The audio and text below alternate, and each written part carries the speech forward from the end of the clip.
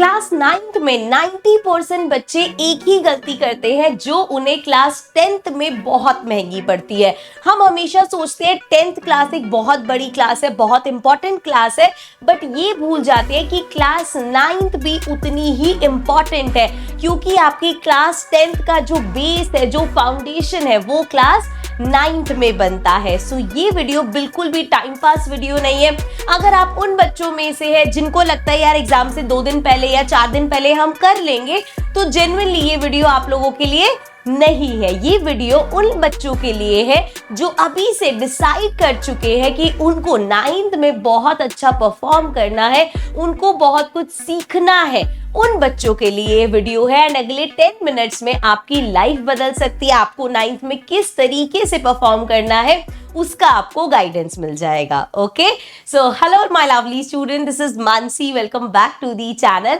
आप लोगों में से शायद कुछ बच्चे मेरे से 6th 7th 8th क्लास में पढ़े होंगे, नहीं तो आई एम श्योर आपके बड़े भाई बहन मुझसे डेफिनेटली पढ़े होंगे। और अगर आप पहली बार मुझे देख रहे हो तो बिल्कुल सही जगह पे आए हो, बिकॉज इस साल हम इतना अच्छे से पढ़ेंगे कि तुम्हारे लिए 10th क्लास बहुत ईजी होने वाली है। सबसे पहले तो भैया अब बिग कॉन्ग्रेचुलेशंस कि आप लोग क्लास 9th में आ गए हो। अच्छे मार्क्स से पास होके आए हो, बेकार मार्क्स से पास होके आए हो, एवरेज मार्क्स से पास होके आए हो, उसको पीछे छोड़ दो। लेकिन फैक्ट ये है कि तुम लोग क्लास 9th में आ गए और 9th क्लास एक सीनियर क्लास होती है। अभी तक हम लोग जूनियर प्राइमरी के सीनियर तक थे, लेकिन अब हम लोग हो गए हैं सीनियर्स, पक्के वाले सीनियर्स हो गए हो। लेकिन सीनियर होने के साथ साथ कुछ रिस्पॉन्सिबिलिटी भी आती है और उसके साथ एक सबसे बड़ा क्वेश्चन आता है, जो कि है कि क्या क्लास 9 सच में बहुत डिफिकल्ट है, जिसका सिंपल सा आंसर है नहीं। ऐसा नहीं है कि क्लास 9 बहुत डिफिकल्ट क्लास है, लेकिन बहुत जरूरी क्लास है। जैसे कि ये बुर्ज खलीफा तो सबको पता है ना, कितनी तारीफ होती है भाई, टॉलेस्ट है, इतना सुंदर है, फलाना है, ढिमकाना है। लेकिन सच क्या है कि वो कैसे टिका हुआ है? अपनी फाउंडेशन पे, क्योंकि जितना सुंदर ये बुर्ज खलीफा दिखता है उसकी फाउंडेशन उतनी ही ज्यादा स्ट्रॉन्ग है। तो 10th क्लास का तो आप सबको पता है यार, कितना हवा बना हुआ है, बोर्ड्स है, इतना पेरेंट्स का प्रेशर, स्कूल से प्रेशर, यहां से कर लो, वहां से कर लो।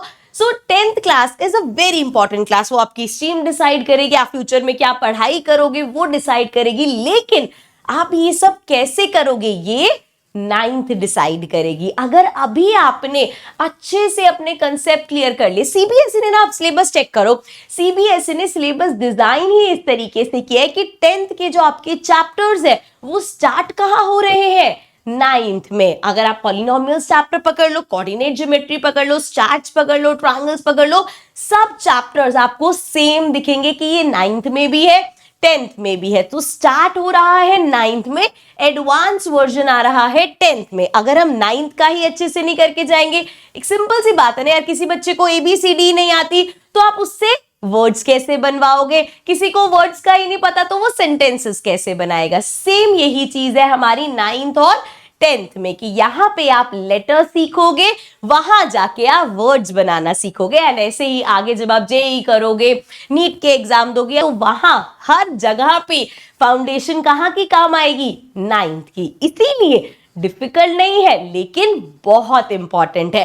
अब अगला मेन सवाल कि करना क्या है पूरे साल, कैसे होगा सब कुछ। So how to start. So इसमें सबसे पहली चीज है अंडरस्टैंडिंग द सिलेबस। अपना जो भी आपका सब्जेक्ट है उसका सिलेबस समझना बहुत जरूरी है बेटा, कि कौन कौन से चैप्टर्स है, हर चैप्टर का थोड़ा सा हिंट होना कि इस चैप्टर में क्या है, कौन से चैप्टर्स इजी होते हैं, किस में बहुत ज्यादा प्रैक्टिस की जरूरत है। सो सिलेबस समझना बहुत जरूरी है। एंड आप सबको पता होगा कि इस साल 9th की न्यू बुक्स आ रही हैं एंड उसमें सिलेबस पूरा चेंज तो नहीं है, लेकिन हाँ कुछ नए चैप्टर्स एडेड हैं, कुछ चेंजेस है जो कि हम एक न्यू वीडियो में डिस्कस करेंगे कि सिलेबस में क्या चीज है। देखो यार, तुम इस चीज को इतना ज्यादा हवा मत बनाओ कि अरे यार सिलेबस चेंज हो गया। भाई तुम्हारे लिए तो 9th पहली बार है, ऐसा तो है नहीं तुम 9th रिपीट करो कि यार पिछले साल ये किया था, इस साल ये करना पड़ेगा।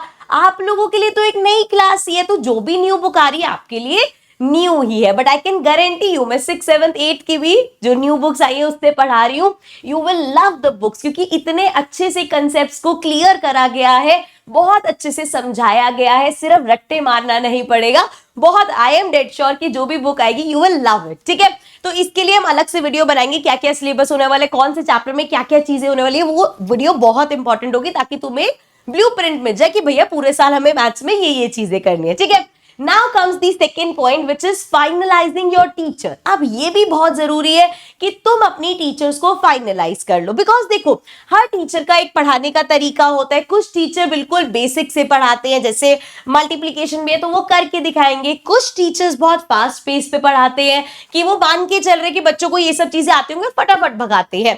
अब हर बच्चे का पढ़ने का तरीका भी अलग होता है, तो ये आपको डिसाइड करना है कि आपको किस टीचर से कितना अच्छे से समझ में आता है, चाहे वो आपकी स्कूल की टीचर हो, चाहे ऑनलाइन कोई टीचर हो, या फिर चाहे आपके जो ऑफलाइन कोचिंग सेंटर है वहां की कोई टीचर हो। लेकिन ये बहुत जरूरी है कि आप अपने टीचर्स को फाइनलाइज करो एंड देन पूरे साल उनकी बात सुनो, बिकॉज अगर आप हर 2 चैप्टर में टीचर्स चेंज करते रहोगे ना तो at the end you will realise कि यार कुछ भी अच्छे से नहीं हुआ। ठीक है, ये चीज समझ में आ गई, तो अपनी टीचर्स को फाइनलाइज कर लो, सोच लो कि हाँ यार मुझे इस टीचर से पूरे साल पढ़ना है एंड देन उनकी एक एक बात को फॉलो भी करना पड़ेगा। अगर मैं इस चैनल की बात करूं तो इस साल जो न्यू बुक्स आएंगी उसका एक एक पेज हम लोग यहाँ पे करने वाले हैं and that is going to be free of cost. मैं अभी आगे जाके आपको बैच के बारे में बताऊंगी, बट वो सिर्फ आइडेंटिफाई करने के लिए ताकि आप वीडियोस ढूंढ पाओ, वो बिल्कुल भी पेड बैच नहीं है, कहीं पे भी आपसे 1 रुपया भी नहीं लिया जाएगा। It is completely free for you and I can make sure this is going to be the best free content जो आपको मिलेगा। एंड एक बार वीडियो देखने के बाद आपको वो टॉपिक इतने अच्छे से समझ आ जाएगा, ये मेरी गारंटी है। ठीक है, तो इस चैनल पे हम लाइव भी करेंगे, इस चैनल पे हम एक एक रिकॉर्डेड सेशन भी डालेंगे, सब कुछ करने वाले हैं। ठीक है, चलो आगे है हमारे पास टाइम टेबल। अब जैसे जैसे आगे टाइम निकलेगा ना सबसे बड़ी चीज आने लग जाएगी, मैम एक टाइम टेबल दे दो, मैम एक टाइम टेबल बता दो। मैं आपको बहुत क्लियर बता देती हूँ कि बेटा कोई भी एक फिक्स टाइम टेबल नहीं होता जो हर बच्चे को सूट करता है, क्योंकि हर बच्चे का पढ़ने का तरीका अलग होता है। कोई बच्चा हो सकता है जो 1 घंटे में बहुत सारे कर ले, कुछ बच्चे हो सकता है 1 घंटे में बहुत कम कर पाए। तो ये आपको डिसाइड करना है कि भैया आपको किस सब्जेक्ट में कितना टाइम लगता है। क्या आप इंग्लिश हिंदी एसएसटी बहुत जल्दी जल्दी कर लेते हो, क्या आपका मैथ्स का स्पीड बहुत तेज है, तो ये सब एनालाइज हमें खुद करना पड़ेगा। तो with time you will realise कि यार मेरे स्केड्यूल, क्योंकि देखो यार तुम सिंपल गूगल पे लिखो 9th क्लास के लिए एक शेड्यूल दो, चैट जीपीटी पे अपना रूटीन बताओ, वो तुम्हें टाइम टेबल दे देगा। बट होगा क्या, वो टाइम टेबल सिर्फ दीवार पे चिपका रह जाएगा, उस टाइम टेबल का कुछ हम कर नहीं पाएंगे। तो इसीलिए टाइम टेबल के पीछे हमें नहीं भागना। हाँ, ये ध्यान रखना है मोटा मोटा कि यार एटलीस्ट 1 घंटा रोज हमें मैथ्स और साइंस जैसे सब्जेक्ट के लिए निकालना है। इस बात को समझ लो कि मैथ्स कोई गॉड गिफ्टेड टैलेंट नहीं है कि अरे यार ये तो मैथ्स में बहुत अच्छा है। नहीं, मैथ्स एक स्किल है जिसको हम एवरीडे प्रैक्टिस कर करके अपना इंप्रूव कर सकते। तो देयर इज नो वन जो हम कहेंगे मैथ्स में बहुत अच्छा है या मैथ्स में बहुत बेकार। इट इज एज सिंपल कि कौन कितनी ज्यादा मैथ्स में प्रैक्टिस कर रहा है, बिकॉज मैथ्स एक ऐसा स्किल है जितनी ज्यादा प्रैक्टिस करी जाएगी उतना ज्यादा स्ट्रांग हो जाएगा एंड उतना ही ज्यादा इजी लगा करेगा। ठीक है, तो रोज का एटलीस्ट 1 घंटा हम अपनी सेल्फ स्टडी में देंगे जहां हम मैथ्स और साइंस जैसे सब्जेक्ट्स को करेंगे। तो अभी के लिए इतना सफिशिएंट है टाइम टेबल। उसके बाद है बुक्स। अब एक तो ये भी पता है नई बुक्स तो इस साल आई रही है, उसके अलावा भी हमें रेफरेंस बुक्स चाहिए होती है। सो अभी क्या है ना, जैसे इस साल 10th के बच्चों का आपने देखा होगा जब वो मैथ्स का पेपर देके आए थे तो वो बहुत ज्यादा डिसहार्टन थे, बिकॉज सीबीएसई तो ये क्लियर कर चुका है यार कि कंपेटेंसी बेस्ड होगा। आई नो इस साल सीबीएसई की भी कुछ गलती थी कि भैया कुछ सेट्स में उन्होंने बहुत डिफिकल्ट कर दिया था, स्पेशली बेसिक वाले बच्चों के लिए तो बहुत ही डिफिकल्ट एग्जाम बना दिया था। लेकिन सच ये है कि कंपेटेंसी एग्जाम का मतलब है कि वो चेक करेंगे तुम्हारे कंसेप्ट्स कितने क्लियर है। तो एनसीईआरटी के साथ साथ हमें और भी कंपेटेंसी क्वेश्चंस की प्रैक्टिस के लिए बुक्स रिक्वायर्ड होंगी, लेकिन जिस तरीके से सीबीएसई बुक्स अपडेट कर रहा है, ऐसे ही मार्केट में जितनी भी रेफरेंस बुक्स है, they should also give some time and उन्हें भी अपने सिलेबस को, अपनी बुक्स को रिवाइव करने की जरूरत है। एंड वंस आई फाइंड कि हाँ यार ये बुक बहुत अच्छी है, मैं टाइम के साथ आपको रिकमेंड करती रहूंगी, ठीक है। तो डोंट वरी अबाउट दैट, सब चीजें टाइम से होती रहेंगी, ठीक है। अब हम बात करते हैं इस बैच का नाम क्या होगा।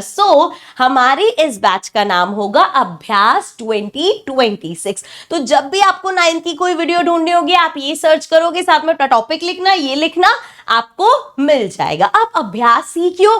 क्योंकि अभ्यास का मतलब है प्रैक्टिस। ये एक प्रैक्टिस है खुद को क्लास 10 बोर्ड एग्जाम के लिए प्रिपेयर करने की। और जैसा कि मैंने आपको बताया कि हमारा मैथ्स क्या मांगता है, सिर्फ प्रैक्टिस मांगता है। अगर तुम प्रैक्टिस करोगे तो तुम्हारे लिए मैथ्स एक बहुत ही इजी सब्जेक्ट हो जाएगा, ठीक है। तो अभी भी अगर आपको लग रहा है कि यार अभी भी टेंशन हो रही है यार, 8th में भी मैथ्स डिफिकल्ट लग रहा था, क्या होगा क्या होगा क्या होगा, तो मेरी इस बात का विश्वास करो कि मुझे विश्वास है कि तुम लोग सब कुछ कर लोगे, तुम सब कर सकते हो, ठीक है। और मेरे इसी विश्वास पे तुम विश्वास करो, और जैसे ही नई बुक्स आएंगी हम लोग स्टार्ट कर देंगे। तुम लोग भी आ जाना, साथ साथ वीकली लाइव्स करते रहेंगे, ताकि हम लोग सेम कि इसका कितना सिलेबस हुआ, कितने चैप्टर्स कर लिए, सब चीजें बातें करते करते डिस्कस करेंगे। अभी भी कोई क्वेरी है, कोई क्वेश्चन है, कुछ भी पूछना है तो नीचे कमेंट सेक्शन में आप लोग पूछ सकते हैं। I see you in the next video. Bye for now.